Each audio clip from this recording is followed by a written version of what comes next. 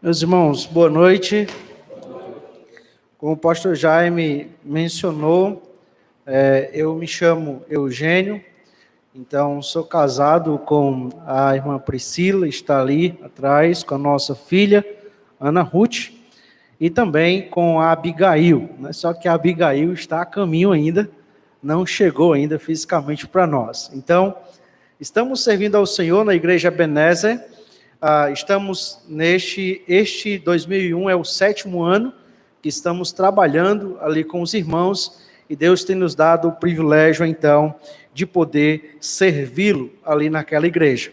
É um motivo de grande satisfação estar aqui com os irmãos nesta noite e poder então compartilhar a mensagem da palavra do nosso Deus. Quando nós olhamos para a nossa vida, nós percebemos que lidamos com muitas vozes que querem alcançar ou conquistar o nosso coração. Se você vai, por exemplo, ao centro da cidade, você percebe ali várias vozes que tentam atrair, que tentam chamar a sua atenção.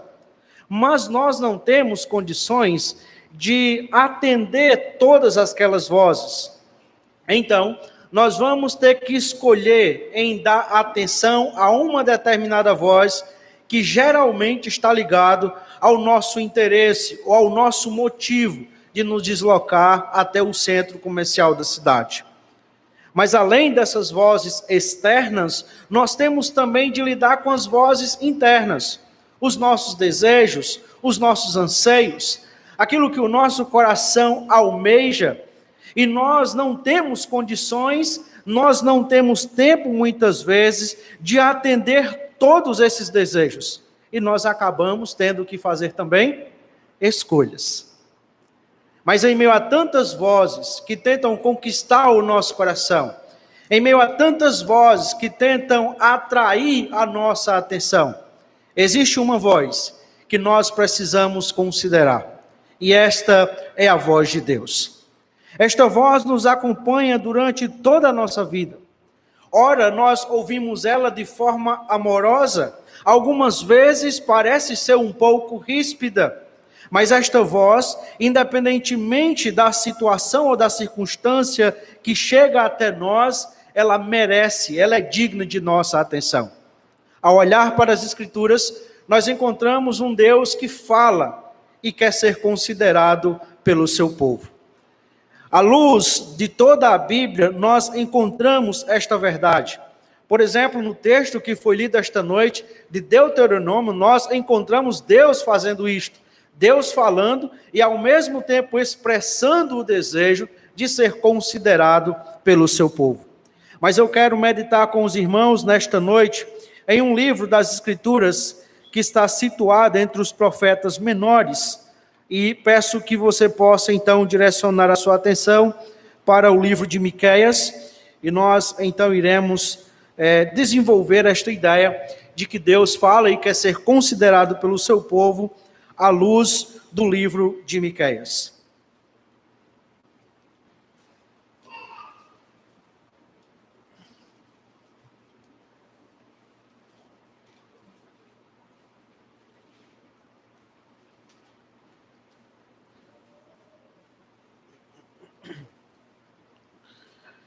Então, nós leremos capítulo 1, verso 1.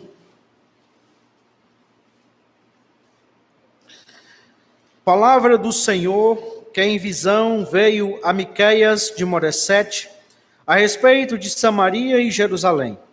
Isto aconteceu nos dias de Jotão, Acás e Ezequias, reis de Judá. Vamos orar nesse instante.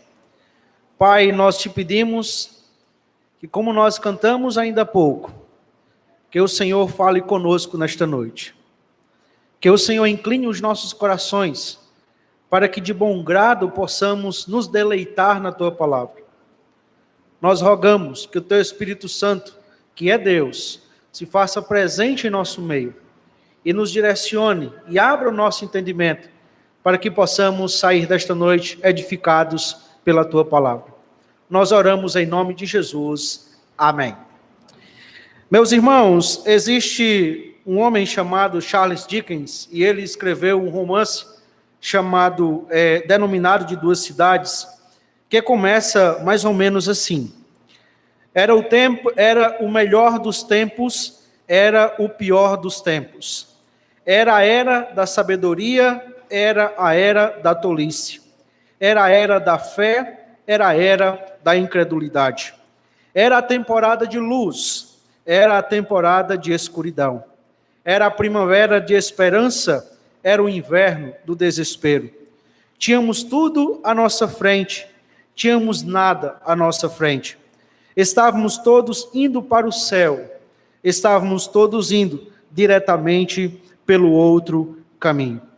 Quando Dick escreveu este romance, ele se referia a Londres e Paris e procurava então documentar ou descrever o espírito da Revolução Francesa no final então do século XVIII.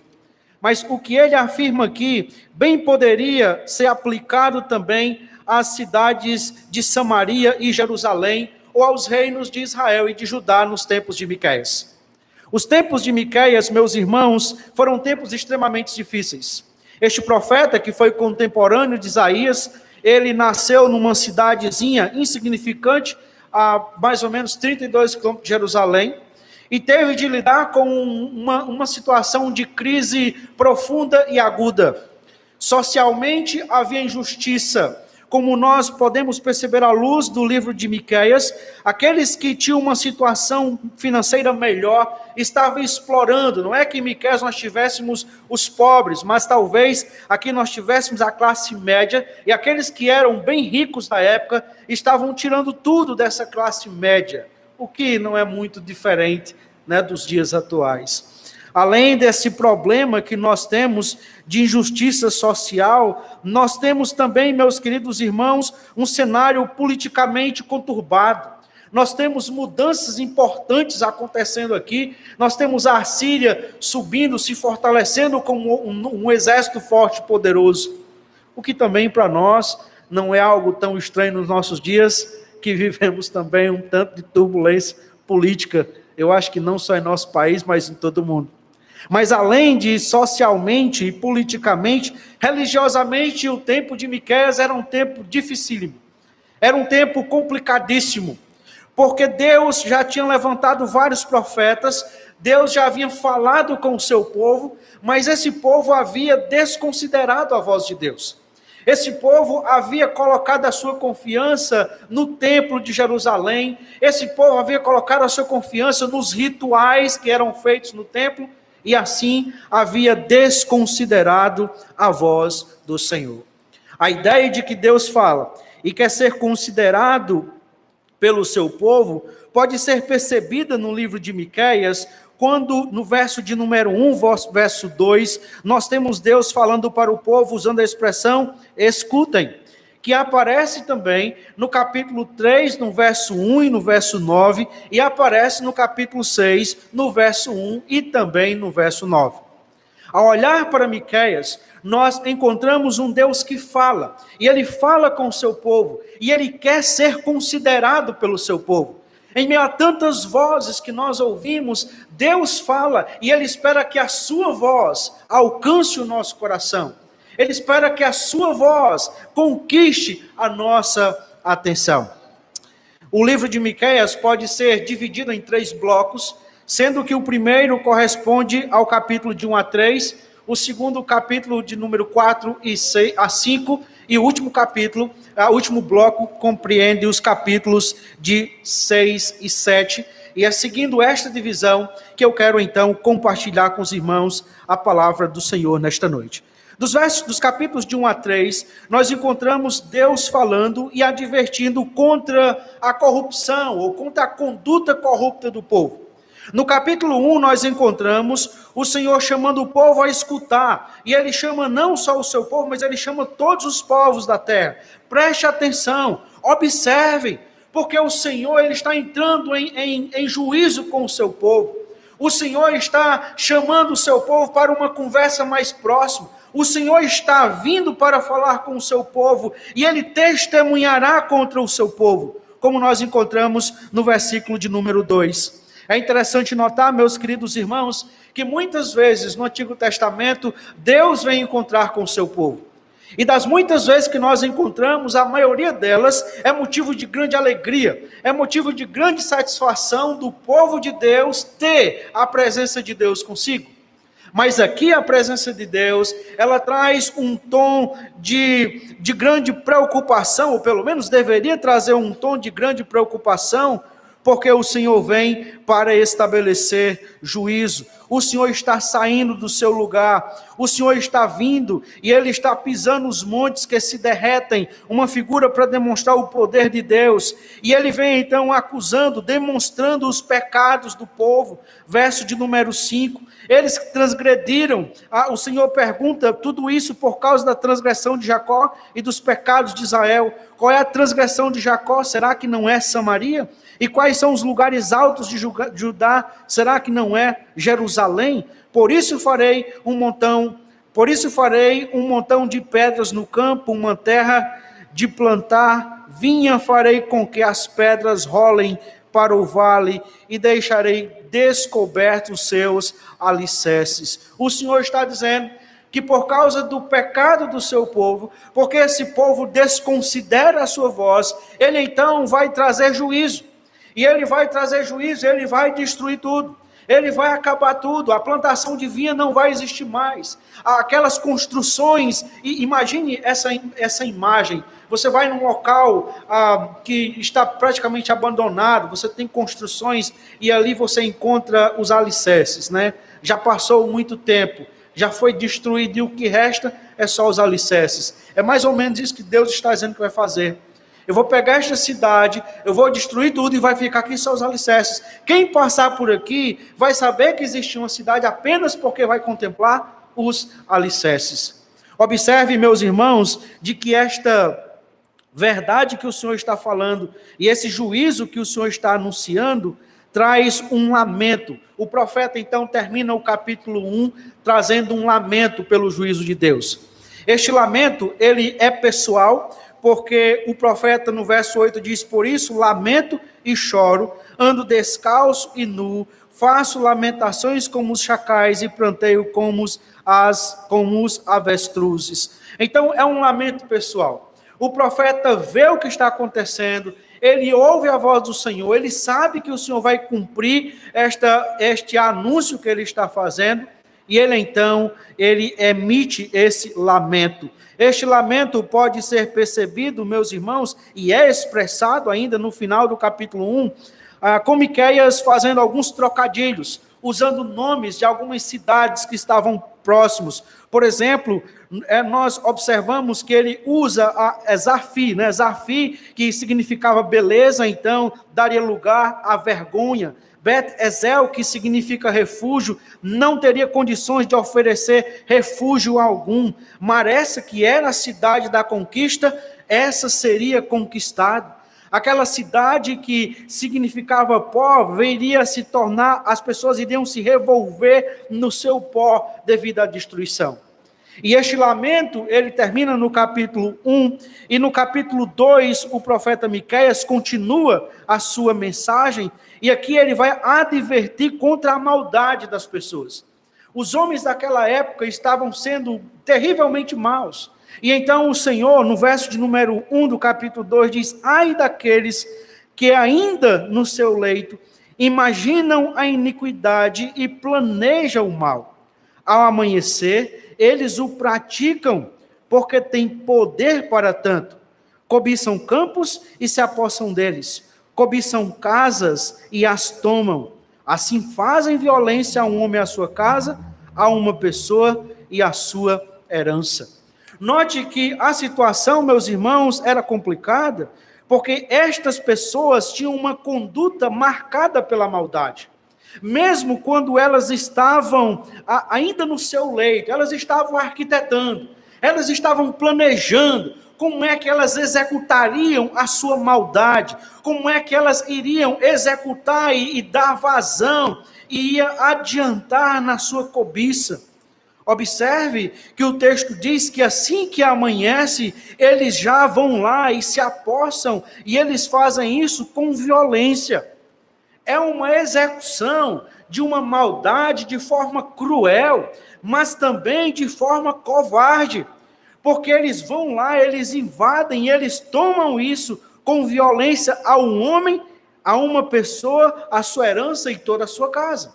Então não tinha muito respeito pelas mulheres ou crianças, eles chegavam lá e pegavam tudo. Agora veja que o Senhor então, no verso de número 3, ele diz: portanto, assim diz o Senhor, eis que estou forjando uma calamidade contra esta família, da qual vocês não livrarão o seu pescoço, vocês não andarão mais de cabeça erguida, porque será um tempo de calamidade. Naquele dia, se criará um provérbio a respeito de vocês e se entoará a seguinte lamentação: estamos completamente arruinados. A porção do meu povo, Deus a trocou, como ele tirou o que era nosso. Então, meus irmãos, vejam que aqui nós temos o princípio da semeadura e da colheita. Da mesma forma como vocês estão planejando, como vocês estão arquitetando, como vocês estão forjando a prática do mal, o Senhor também, o Senhor, diz o texto, estou forjando o mal contra vocês. Eu estou planejando retribuir a maldade de vocês. Note que o Senhor diria, da mesma forma como vocês executam o mal contra os outros, vocês também provarão do mal que eu estou planejando contra vocês. É muito interessante perceber que mesmo quando aquelas pessoas estavam nos seus lares, quando elas estavam nas suas casas, talvez sem imaginar que ninguém pudesse pensar no que elas estavam pensando, Deus estava vendo. E Deus estava dizendo, da mesma forma como vocês estão planejando o mal, eu vou fazer o mal também contra vocês. Meus irmãos, não tem como nós fugirmos deste princípio da semeadura e da colheita. Mas apesar do Senhor falar isso para o povo, apesar do Senhor dizer isso de forma clara para o povo, mas este povo continua desconsiderando a sua voz. E no capítulo 3, o Senhor também traz mais uma advertência. Aqui, meus irmãos, nós temos a advertência contra a falsa confiança do povo e também contra aqueles que praticavam o mal e contra aqueles que rejeitavam a palavra do Senhor. Veja como no verso de número 3, nós temos uma advertência direta às lideranças do povo. Eu disse: escutem agora, governantes de Jacó e chefes da casa de Israel. Por acaso não é a vocês que compete conhecer a justiça? Mas vocês odeiam o bem e amam o mal, arrancam a pele do meu povo e a carne de cima dos meus ossos. Vocês comem a carne do meu povo e lhes arrancam a pele, quebram os seus ossos e os repartem em pedaços, que vão para a panela e em carne que vai para o caldeirão. Um dia eles hão de invocar o Senhor, mas ele não os ouvirá. Naquele tempo, esconderá deles a sua face por causa do mal que praticaram. Então, nós temos aqui as lideranças, meus irmãos, praticando o que é mal. E note que eles, nesta prática do que é mal, eles agem desta forma porque eles não conhecem a justiça. Mas veja bem, quando nós temos esta ideia de não conhecer a justiça, não é que eles não sabiam o que era certo e o que era errado. Eles sabiam que deveriam fazer a coisa certa, mas eles preferiam fazer o que era errado, porque eles odiavam o bem e amavam o mal. Note que aqui nós temos uma questão de caráter. O caráter deles era inclinado para o mal, e por isso eles agiam de forma perversa com o povo, eles propagavam, eles colocavam em evidência a prática do mal, de tal maneira que eles arrancavam a pele do povo. Note essa expressão, né? Esta figura, tira a pele, tira a carne, e não satisfeito em tirar a pele e a carne, eles quebram os ossos, como nós temos aqui. Mas o Senhor diz que um dia eles haveriam de invocar o Senhor, e ele não os ouvirá.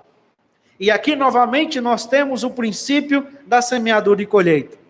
Da mesma forma como as pessoas chegavam lá e clamavam por justiça, e pediam para que as autoridades olhassem para a sua necessidade, e essas autoridades faziam pouco caso da voz do necessitado, haveria um dia em que que eles clamariam ao Senhor, mas o Senhor não os responderia.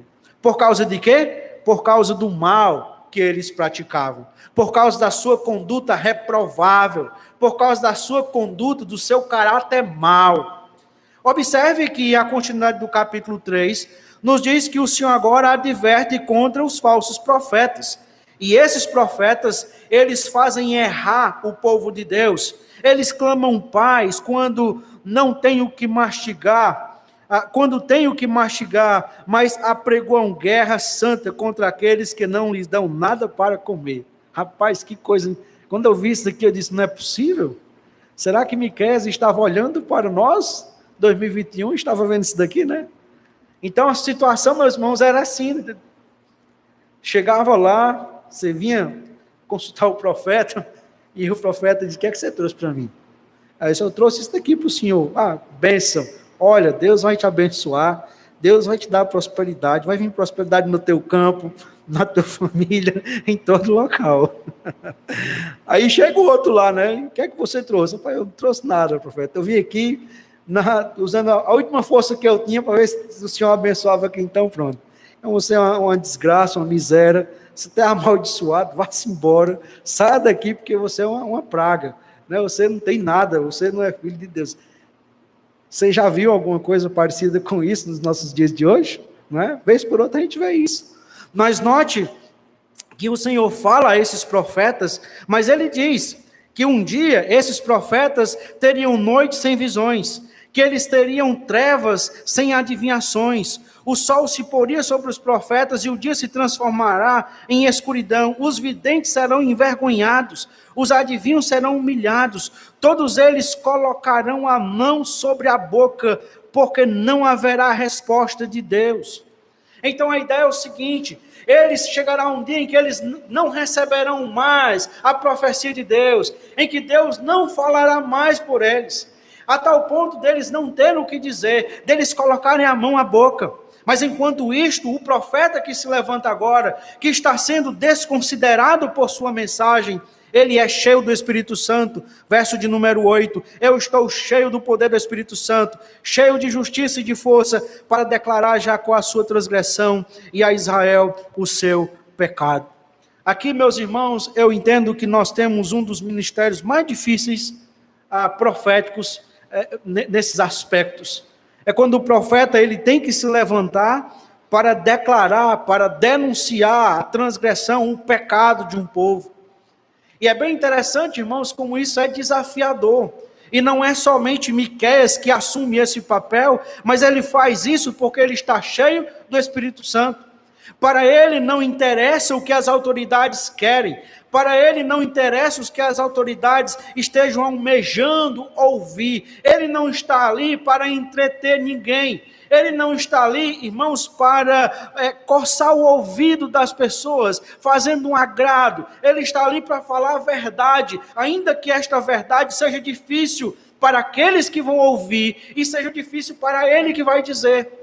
Mas ele está compromissado com o Senhor, ele está compromissado com a verdade de Deus, e ele então diz, vocês que estão detestando a justiça, pervertem tudo que é correto, que edificam Sião com sangue, Jerusalém com iniquidade, os seus cabeças dão as sentenças por suborno, e os seus sacerdotes ensinam por interesse, os seus profetas adivinham por dinheiro, e ainda se apoiam no Senhor, dizendo, não está o Senhor no meio de nós? Nenhum mal nos sobrevirá.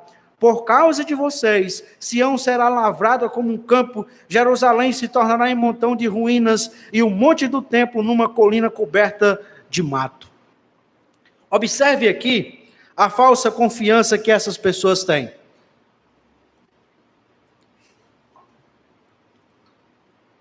Davam sentença por suborno. Isso acontece na nossa realidade hoje? Acontece, né? Acontece. Basta ver, algum tempo atrás, uma investigação aqui em Fortaleza, de desembargadores que davam sentenças compradas, vendidas, né? Eles compravam, eram comprados para dar determinadas sentenças. E então note, meus irmãos, que isto é uma realidade não só daqui, mas de todo o mundo. Note que eles faziam isso, edificavam com sangue, eram violentos. Eles então ensinavam os sacerdotes por interesses, os profetas adivinhavam por dinheiro, e eles faziam isso por quê? O Senhor está no nosso meio. Nós estamos na Jerusalém, aqui está a presença do Senhor, nós temos o templo. E talvez isso se equipararia ao que, mais ou menos 150 anos depois, o mesmo povo vai falar para Jeremias. Quando o profeta Jeremias, falando a este mesmo povo, ele traz uma mensagem de juízo, e o povo diz: nós temos o templo do Senhor. Enquanto nós tivermos o templo do Senhor, o Senhor não vai executar nenhuma maldade contra nós. O Senhor não vai destruir uma cidade dessa, porque é a cidade do Senhor. Deus tem prazer nessa cidade. E observe que era fiado nesta falsa confiança, que eles continuavam com uma conduta reprovável diante de Deus. E por causa disso, o profeta diz: por causa de vocês, o Senhor vai destruir tudo isso daqui. Então note, meus irmãos, que desconsiderar a voz do Senhor é perigoso. E aqui o Senhor fala, e ele adverte contra uma conduta má do povo, que terminaria numa destruição, num juízo. Mas aí nós chegamos no capítulo 4 e no capítulo 5, que faz então parte, que compõe então o segundo bloco. E aqui, no capítulo 4 e capítulo 5, nós temos o centro do livro de Miqueias. E não só o centro do livro de Miqueias, mas aqui no capítulo 4 e 5, nós encontramos a solução para todos esses problemas que Miqueias vem tratando no capítulo 1, capítulo 2 e capítulo 3. E note que agora o Senhor continua falando, e ele apresenta uma promessa ou uma proposta de restauração do povo. Verso de número 4, aqui nós temos, nos versos de 1 a 4, nós temos um texto bem interessante, que ele é citado também em Isaías capítulo 2, verso de 1 a 4. Nós não sabemos se foi Isaías que citou Miqueias, ou se foi Miqueias que citou Isaías. Mas o fato é que um deles dois devem ter citado um ao outro, porque os textos aparecem nas mesmas expressões, nos mesmos moldes, tanto aqui em Miqueias capítulo 4, quanto em Isaías capítulo de número 2. Nos últimos dias, o monte do Senhor, o monte do templo do Senhor será estabelecido no alto dos montes e se elevará sobre as colinas, e para eles afluirão todos os povos. Esta restauração que está sendo proposta pelo Senhor aqui, aconteceria então nos últimos dias. Nos últimos dias, irmãos, de quê? Nos últimos dias, na mentalidade do Antigo Testamento, nos últimos dias, no final do mundo, quando as coisas chegassem à concretização, quando o Messias viesse, então o Messias vindo, ele traria também o fim de todas as coisas. Nós sabemos no Novo Testamento que esses últimos dias começam realmente com a chegada do Messias, mas eles perduram no intervalo que nós não sabemos especificar o tempo com certeza. Mas observe que esta restauração aconteceria nos últimos dias. E ali, então, Deus faria uma grande obra, ao ponto de que esse monte, de que essa cidade, de que o templo do Senhor estaria em evidência, seria elevado, numa imagem de que todas as pessoas poderiam ver, ele erguido, a quem passasse poderia contemplar a beleza, a glória. Mas note que nós temos aqui a ideia também de que os povos afluirão, os povos irão até ele. Bem interessante notar que isso era o projeto do Senhor, quando ele estabeleceu Israel como uma nação. Era para que as pessoas viessem até ele, para que as pessoas conhecessem então do Deus de Israel ali. Observe que é neste momento em que o Senhor restauraria então o seu povo, que ele traria então, que ele promoveria então a justiça, nós promoveria também a paz e também o bem.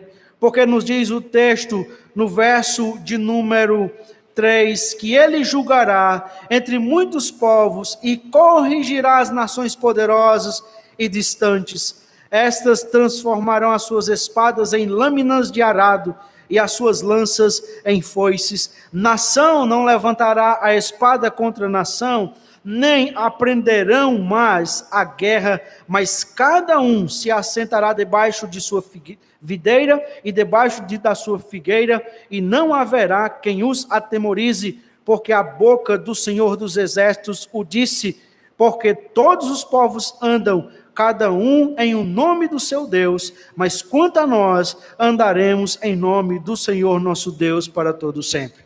Então nós temos uma restauração plena, aonde nós temos a promoção da justiça, a justiça que vem sendo torcida pelas autoridades, agora será feita, realizada. Nós temos a promoção da paz, enquanto as autoridades da época agiam com violência, nos últimos dias, esta restauração traria então esta paz.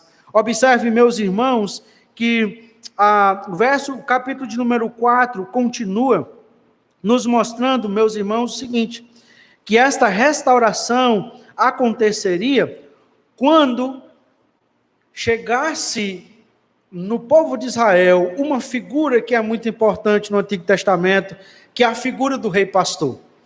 É quando esse rei pastor chegasse, é quando esse rei pastor assumisse o trono, era que todas as mazelas da sociedade, elas iriam ser resolvidas. Mas agora, como diz o verso de número 9, e aí os irmãos percebam no capítulo 4, verso de número 9, esta repetição desta expressão, agora, no presente, no verso 9, no verso 10, no verso 11, e também no capítulo 5, verso 1. Enquanto isso não acontece, no presente, vocês ainda terão que lidar com alguns sofrimentos que são inevitáveis. Vocês ainda continuarão sofrendo com uma mulher que está com dor para dar à luz. Suporte, verso 10, as dores e faça força, filha de Sião, como a mulher que está dando à luz, porque agora vocês terão que sair da cidade e morar nos campos. Vocês irão para a Babilônia, ali, porém, não serão libertados. Ali o Senhor os remirá das mãos dos inimigos. Ele está dizendo, a situação é complicada, e o sofrimento que se aproxima é inevitável. O Senhor já determinou que vai trazer juízo sobre vocês, mas existe uma proposta, existe uma promessa de restauração. Mas no momento, agora, vocês vão ter que suportar essa dor aí.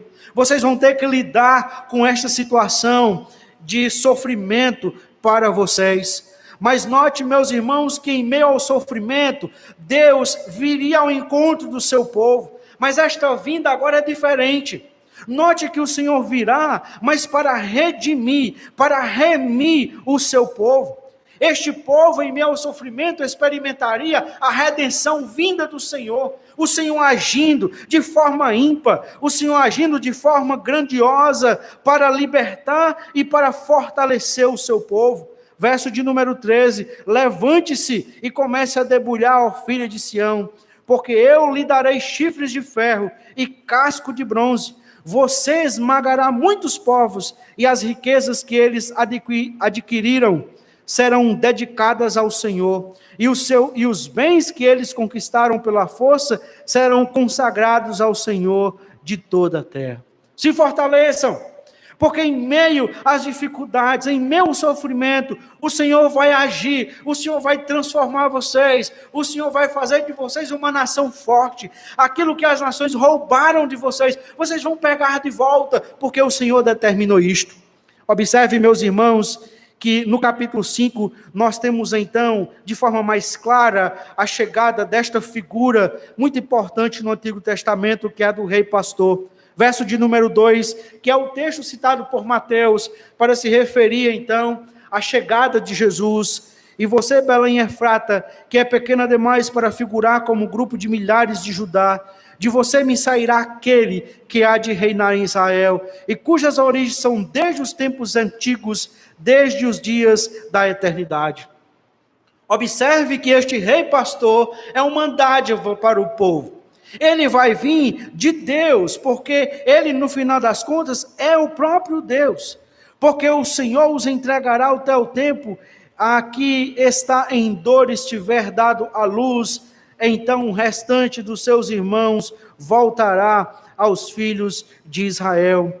Ele manterá firme e se manterá firme e apacentará o povo com força, na força do Senhor, na majestade do nome do Senhor, seu Deus. E eles habitarão seguros, porque agora ele será engrandecido até os confins da terra, e ele será a nossa paz. Agora nós temos uma esperança. Haverá um governante que virá até nós, e ele então se estabelecerá, e ele então apacentará o povo de forma real. Ele então suprirá todas as necessidades do povo. E aqui, meus irmãos, muito importante nós lembrarmos disso. O único pastor que pode suprir todas as necessidades do rebanho é esse rei pastor. Apesar de nós, pastores, nos esforçarmos ao máximo das nossas capacidades e condições, mas num momento ou outro, pode ser que nós não alcancemos todas as necessidades do rebanho. Mas quando isso acontecer, lembre-se, existe um pastor que ele é suficiente para suprir todas as minhas necessidades. E esse pastor é o Senhor. É Ele quem governa, é Ele quem dá segurança, é Ele quem trará a paz, e Ele não só trará a paz, mas Ele também será a paz. É esse então o rei pastor que vai reunir o remanescente de Jacó. É Ele então que vai reunir todos aqueles que estão dispersos e vai dar unidade ao povo e vai manter todos seguros, tirando do meio das nações e guardando de todas as nações. É esse rei pastor que então eliminará todos os inimigos. É esse rei pastor que eliminará também toda a maldade que está campeando a terra. O profeta Miqueias, ele fala sobre a vinda do rei pastor, que é uma vida futura, e que depois da profecia de Miqueias, passou anos, e esse rei pastor não havia chegado. Mas ele menciona essa profecia, para que aqueles que continuavam considerando a voz de Deus nos seus dias, permanecessem perseverantes, entendessem que vale a pena. Apesar de muitas vezes a maldade estar aumentando e crescendo, mas vale a pena nós continuarmos considerando a voz do Senhor. Porque haverá um dia que vai vir um rei pastor, e ele vai estabelecer a justiça, de modo que a profecia no presente, ela tem um aspecto de esperança para o presente e para o futuro. E eu acredito, meus irmãos, que nós estamos vivendo esta mesma situação. Às vezes, nós paramos e pensamos, rapaz, será que vale a pena eu continuar fazendo o que é correto? Porque quanto mais eu faço o que é correto, mais dificuldade eu tenho. Em contrapartida, a gente vê uma pessoa que está andando toda esbagaçada na vida, não está nem aí para Deus, e parece que a coisa para ela está fluindo tranquilamente. Eu lembro que certa vez eu estava num determinado mercado, era seminarista, e eu fui para o mercado com cartão de crédito e tinha uma quantidade X. Eu lembro que eu nos corredores ali do mercado, e eu pegando as coisas e fazendo as contas, né? Para não passar do valor que tinha no cartão de crédito. Irmãos, não deu nem para uma cestazinha daquelas que você pega, né? Pequenininha. Eu vou para o caixa, quando eu chego no caixa, na minha frente, está um cara comprando 3 litros de vinho, né? E cada um deles custava em torno de R$170. Não suficiente disso, atrás tinha uma senhora, e ela falando no telefone, algumas pessoas falam no telefone, e elas fala um tom acima do necessário, né? E ela estava no telefone falando olha, eu encontrei aqui, a cerveja está na promoção. Olha, eu acho que a gente deve levar pelo menos umas 5 caixas de cerveja. Está na promoção. A cerveja fulano de tal. Sim, irmão, quando eu olhei assim para trás, estava em exposição a unidade, R$7 e uns quebradinhos. Eu digo, não é possível. Não é possível. E muitas vezes nós podemos entrar em crise, irmãos, quando nós lidamos com situações dessas. É você tentando trabalhar para levar o sustento honesto, de forma digna para a sua casa. E muitas vezes a gente lida com essas pessoas que desconsideram a voz do Senhor, mas que parece que tudo dá certo para elas. Mas lembre-se que sempre vale a pena continuar considerando a voz do Senhor. Porque a promessa do rei pastor, ela foi cumprida parcialmente. Mas nós também aguardamos um rei pastor. Nós também aguardamos o rei pastor. Aquele que virá, aquele que se assentará no trono, e aquele que de forma justa governará. Aquele que fará justiça às nossas vidas, e ali nós veremos como valeu a pena, como foi importante, como foi necessário nós continuarmos crendo, nós continuarmos considerando esta voz, apesar de muitas vezes as coisas parecerem não fazer muito sentido para nós nestes momentos. Vale a pena, meus irmãos, considerar a voz do Senhor. Ainda que para isso nós tenhamos que lidar com o sofrimento presente. Mas mesmo assim, vale a pena nós continuarmos considerando a voz do Senhor. A última sessão que eu quero destacar no livro de Miqueias compõe exatamente o capítulo 6 e o capítulo 7. E aqui nós já vimos que Deus fala e ele adverte contra a conduta má do seu povo. Vimos que Deus fala e apresenta uma promessa de restauração do seu povo, e agora nós perceberemos que Deus fala e chama o seu povo para uma audiência. O capítulo 6, especialmente, ele é um tom de audiência, como se aqui estivesse organizando para haver um julgamento muito parecido com o que aconteceu no capítulo 1. O capítulo 7, nós temos uma dualidade. Ora, nós temos uma realidade de sofrimento, ora nós temos de alegria, ora nós temos de esperança, ora nós temos de desesperança, muito parecido com aquilo que nós vimos citado então no poema As Duas Cidades. Observe, meus irmãos, que Deus então, mais uma vez, ele chama o seu povo a considerar a sua voz. Escutem agora o que diz o Senhor: levante-se e defenda a sua causa diante dos montes, e que as colinas ouçam a sua voz.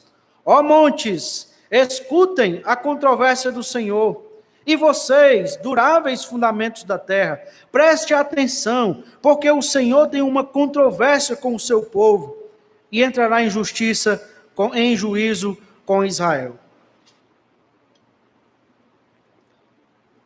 O profeta chama os montes para serem testemunha. Ele chama o povo, primeiramente, para apresentar a sua defesa. E ele chama os montes aqui numa figura que é muito utilizada no Antigo Testamento, numa expressão que é muito utilizada, que é para chamar a natureza para ser testemunha do que está acontecendo. Ele diz: olha, vem aqui, observem, vejam, prestem com atenção o que o Senhor tem, o que o Senhor vai dizer, porque ele tem uma controvérsia contra o seu povo. Verso 3, nós temos o Senhor apresentando um lamento para o povo. E aqui, meus irmãos, eu penso que de todo o livro de Miqueias, geralmente a gente toma o livro de Miqueias como talvez tendo o texto central, talvez seja o capítulo 6 a 8, né? Inclusive tem uma música em cima desse texto, mas eu penso que esta expressão que nós temos aqui no verso 3 é de veras considerável por nossa parte. Porque veja o tom como Deus fala com o seu povo. Meu povo, o que foi que eu lhe fiz? E como foi que eu levei a ficar cansado? Por que que vocês estão cansados de mim? Por que que vocês não têm mais prazer de considerar a minha voz? O que foi que eu fiz? Apresente aí, me mostre o que foi que eu fiz com vocês, que fez com que vocês ficassem cansados de mim, que fez com que vocês perdessem o prazer por mim, que fez com que vocês perdessem a alegria de estar próximo de mim. O que foi que eu fiz? E como que o povo, não tendo uma resposta, o Senhor ainda diz, responda. E ele apresenta algumas opções. Eu tirei vocês da terra do Egito, resgatei da casa da servidão, enviei adiante de vocês Moisés, Arão e Miriam.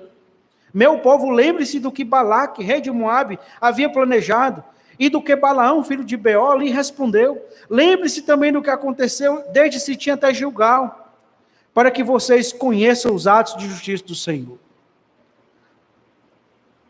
Por qual dessas obras vocês ficaram cansados de mim? Foi porque eu libertei vocês do Egito? Lembram como é que aquilo aconteceu? Lembram como a terra do Egito foi destronada? Será que foi porque eu libertei vocês? Eu concedi uma liderança para conduzir vocês? Será que vocês ficaram cansados porque em vez de Balaão amaldiçoar vocês, ele abençoou vocês? Será que vocês ficaram cansados por tudo que eu fiz durante a trajetória no deserto?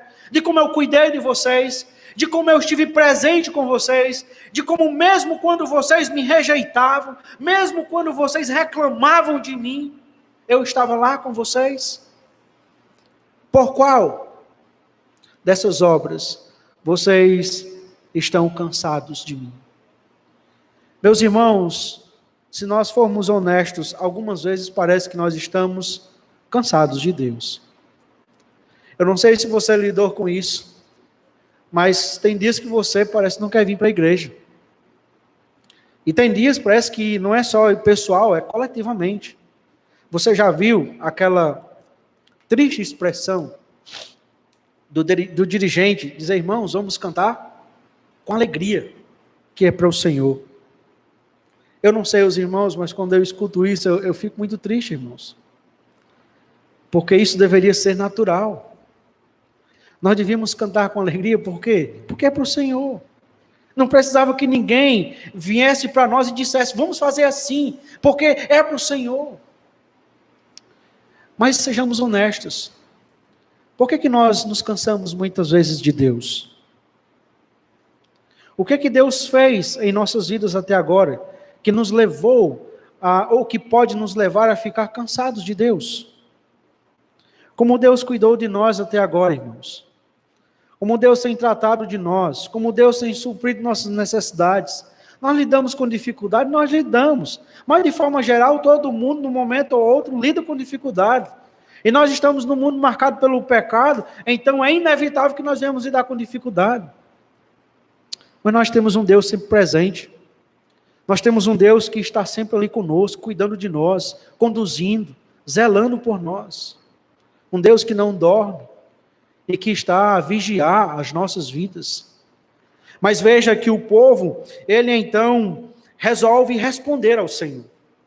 E a resposta do povo é bem interessante. No verso de número 6, ele diz, com que me apresentarei ao Senhor? E me inclinarei diante do Deus excelso. Virei diante dele com holocaustos, com bezerros de um ano? Será que o Senhor se agrada com milhares de carneiros, com 10.000 ribeiros de azeite? Darei o meu primogênito pela minha transgressão e o fruto do meu corpo pelo pecado da minha alma? Note, meus irmãos, que o povo quer agradar a Deus aumentando a quantidade dos seus rituais.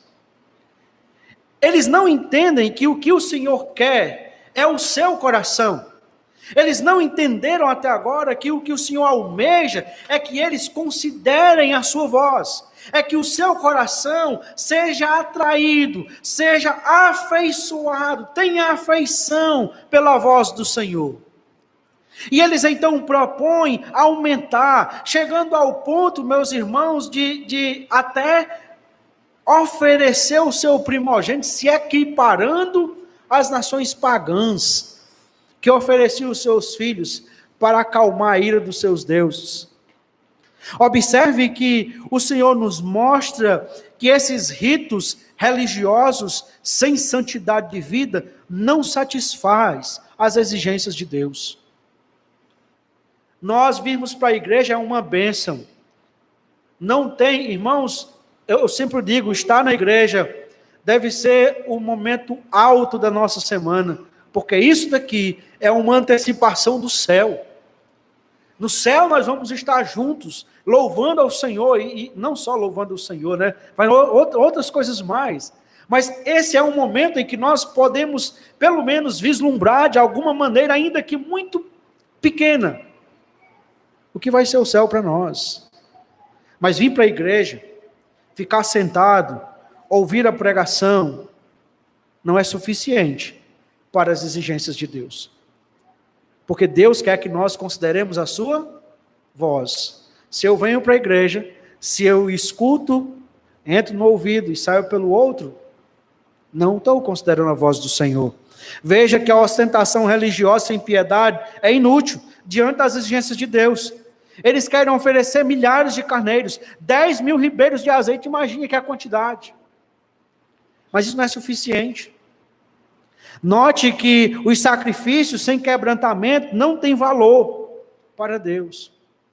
Pode fazer o que você quiser, você pode entregar a sua vida, mas se não tiver um coração quebrantado, se não tiver um coração que dá valor a Deus, que considera a voz de Deus, não tem muita significativa para Deus. Porque o que Deus espera é que nós observemos e consideremos a sua voz. E é por isso que no verso 8 ele diz: Ele já mostrou a você o que é bom, e o que o Senhor pede de você, que pratique a justiça, ame a misericórdia e ande humildemente com o seu Deus. O que Deus está pedindo do seu povo, aliás, o que Deus está pedindo, não. O que Deus está exigindo do seu povo, não é algo novo. Deuteronômio capítulo 10, verso 12 e 13, o Senhor já vem dizendo isso. Vocês precisam praticar justiça, vocês precisam amar a misericórdia, serem misericordiosos uns com os outros, vocês precisam andar com o Senhor. Aquela conduta que era marcada pelo mal, precisa ser marcada pela justiça, fazendo aquilo que é correto, fazendo aquilo que é direito.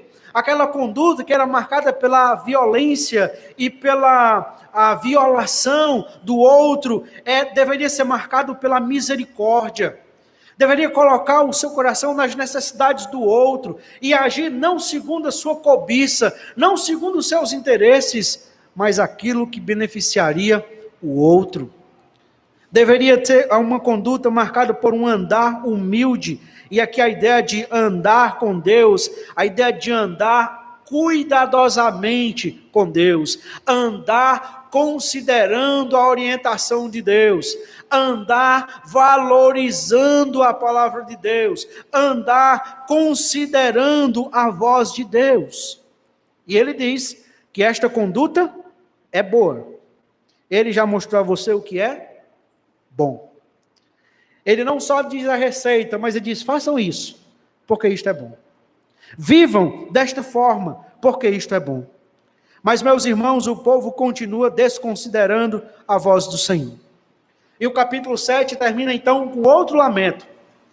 Mas esse lamento, agora de forma pessoal, do profeta novamente, ele é misturado com uma esperança. É um lamento que, ora, tem tons de esperança do profeta. Por exemplo, note que o capítulo de número 7, verso 1 diz: ai de mim, porque estou como quando são colhidas as uvas de verão, como quando se procuram uvas depois da vidima.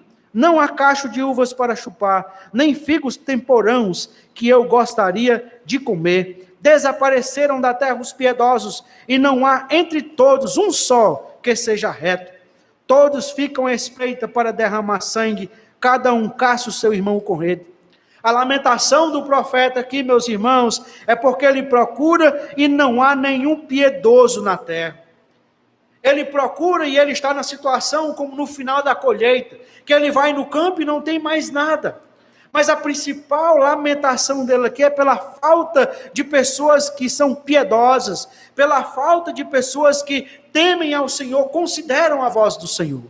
Mas esta lamentação, ela é contrastada com um tom de esperança. No capítulo 7, verso 7, ele diz: eu, porém, olharei para o Senhor e esperarei no Deus da minha salvação. O meu Deus me ouvirá. Apesar de tudo o que está acontecendo, apesar do povo desconsiderar a voz, apesar do povo desconsiderar a promessa de um rei pastor, apesar do povo estar se aproximando a cada vez mais de lidar com a ira de Deus, com o juízo de Deus, apesar de tudo isso, eu olharei para o Senhor. Apesar de tudo isso, eu colocarei a minha esperança no Deus da minha salvação, porque eu sei que o meu Deus me ouvirá. Meus irmãos, para quem nós estamos olhando, eu acredito que a direção em que nós olhamos, ou para quem nós olhamos, fala muito das expectativas do nosso coração. Em meio a uma realidade tão difícil como nós vivemos, onde nós percebemos que grande parte daqueles que se autodenominam povo de Deus, estão da mesma forma desconsiderando a voz de Deus. Para quem nós estamos olhando? Se nós olharmos para o ímpio, nós entraremos na crise que talvez o salmista do Salmo 73 entrou. Rapaz, o ímpio só prospera e eu continuo aqui nesta miséria. Mas não é para o ímpio, não é para as circunstâncias, é para o Senhor que eu devo olhar. Porque no final das contas, Ele é a nossa esperança e dele virá a nossa salvação. Por isso, meus irmãos, que Deus fala e Ele quer ser considerado pelo seu povo. Porque a nossa esperança, a nossa salvação tem base, tem fundamento, tem a sua fonte no próprio Deus. Eu quero então concluir, irmãos, fazendo duas aplicações para nós, de forma geral. A primeira é que Deus continua falando e espera que o seu povo desta dispensação considere a sua voz. Algumas vezes é difícil nós considerarmos a voz do Senhor. Você pode pensar, por exemplo, no caso de Abraão, quando teve de ouvir do Senhor que tinha que sacrificar o seu filho, Isaque. Mas, algumas vezes é difícil nós não só considerarmos a voz do Senhor, mas nós, por exemplo, trabalharmos com seus planos. E é difícil, às vezes os planos de Deus têm algumas questões que nós temos dificuldade, né? Há algumas semanas, ontem, fez 8 dias que eu perdi minha mãe. E é difícil, você para e é difícil você assimilar isso, né? Mas apesar disto, Deus continua querendo que eu considere a sua voz.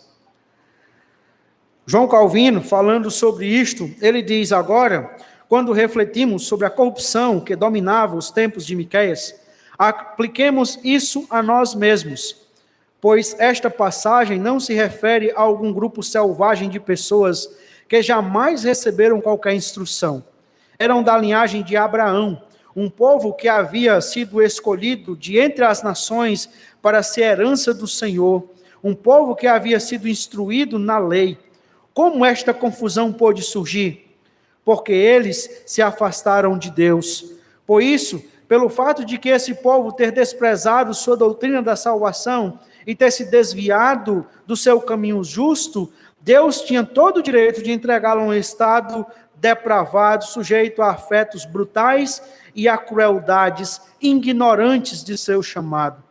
Portanto, sejamos temerosos, para que não abusemos da graça de Deus e para que Deus, por isso, não nos torne igualmente cegos e brutos. Quando nós olhamos para as Escrituras, olhamos para livros como Miqueias, nós devemos lembrar que Deus deixou esse livro para nós hoje. E Deus deixou este livro com esta ênfase, para que nós, que somos o seu povo desta dispensação, possamos considerar a sua voz. E daí, eu penso numa segunda aplicação. Desconsiderar a voz de Deus sempre redundará em grandes prejuízos para nós. Sempre. Não tem como nós desconsiderarmos a voz de Deus e nós sairmos ilesos disto. Porque o princípio da semeadura e da colheita, que está presente no livro de Miqueias, é o princípio que está ativo nos nossos dias também. De modo que, se nós desconsideramos a voz de Deus, nós vamos ter grandes dificuldades em nossas vidas. Certa vez um irmão, jovem de nossa igreja, ele começou a namorar, e ele começou a namorar com uma menina que não era crente. Isso não é algo tão estranho. Eu acho que quase todas as igrejas lidaram com essa realidade um momento ou outro. E nós então falamos, conversamos, aconselhamos e lutamos. Mas, no final das contas, aquela menina disse: eu sei que o Senhor está certo. Eu sei que não é correto eu fazer isso. Mas eu prefiro continuar com ele.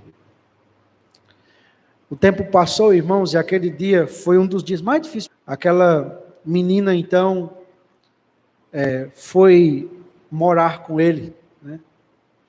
Engravidou. E esse rapaz, que era incrédulo, começou a se envolver com drogas. Começou a agredir aquela menina. Ela teve um segundo filho. E chegou um ponto, irmãos, que ela quase passou fome. Porque tudo que ela tinha, tudo que eles tinham, ele pegava para levar para as drogas. O tempo passou e depois de muito sofrimento, em que ela escapou muitas vezes da fome literalmente, por causa de vizinhos, depois de muito sofrimento, ela decidiu se separar dele. E a última vez que eu soube, ela decidiu se reconciliar com o Senhor em uma igreja. Mas veja, irmãos, muito sofrimento poderia ter sido evitado se num determinado momento em que ela ouviu a voz de Deus, ela tivesse considerado a sua voz. Como ela não considerou, então ela teve que lidar com grandes prejuízos físicos, emocionais e espirituais em sua vida. Porque todas as vezes que nós desconsideramos a voz do Senhor, nós lidamos com grandes prejuízos em nossas vidas. Que Deus nos abençoe e nos ajude a considerar a voz do Senhor. Porque, de fato, Deus continua falando e espera que nós, que somos seu povo, consideremos a sua voz. Baixe a sua cabeça, vamos orar nesse instante.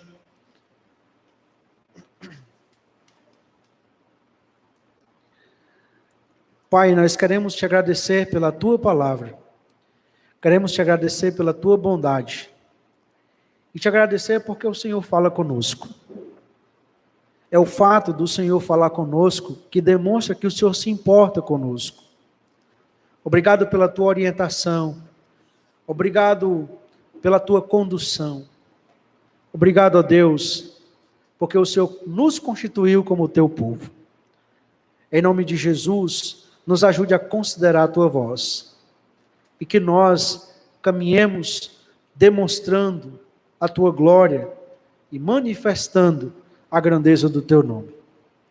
Em nome de Jesus, aviva em nós a esperança da chegada do Rei Pastor, do nosso Salvador, do nosso Cristo, para que nós, mesmo em meio a tempos difíceis, possamos continuar esperançosos, não na política do país, não nos rumos econômicos do país, mas esperançosos naquele que é capaz e suficiente de resolver todas as mazelas da nossa sociedade. O único rei que, por excelência, governará de forma justa para todos sempre e sempre, o nosso Senhor e Salvador Jesus Cristo. É em nome dele que eu oro, agradecido. Amém.